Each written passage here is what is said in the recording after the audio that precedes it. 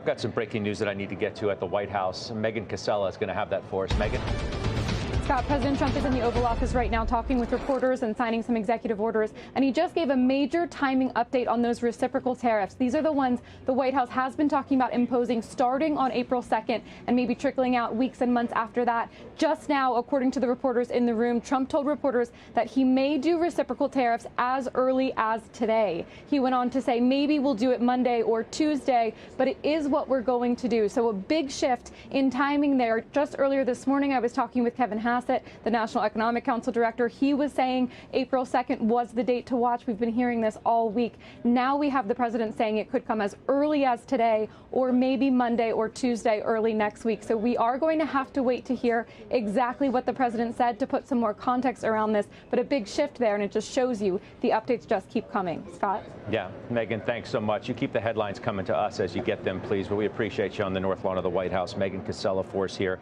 Market's pretty much hanging around the lows of the day. Mentioned the S&P had breached the 200-day moving average. It really happened yesterday for the first time during halftime. We had gotten a little bit above it, but we are decidedly below that now.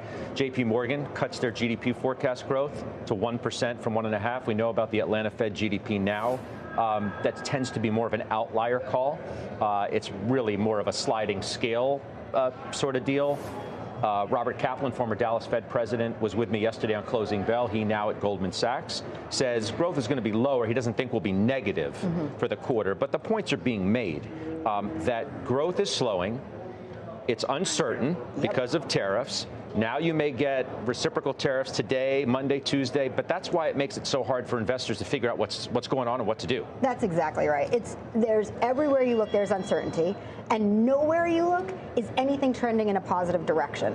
So you see ADP, ISM, Beige Book, Conference Board, University of Michigan, all of that data in the past week skewed negative. You look at consumer spending. It was still up 5.6% year over year, so you're still at this high. You look at valuations on the S&P 500. Even after this 7% decline from the high, it's still at 21.1 times, which is as high as it's been really other than before 2022. And then before that, you go back to 2001. So you have nothing that's screaming bottom, washed out, and you have nothing headed in a great direction. And that's why I think, at best, we kind of can consolidate and plateau.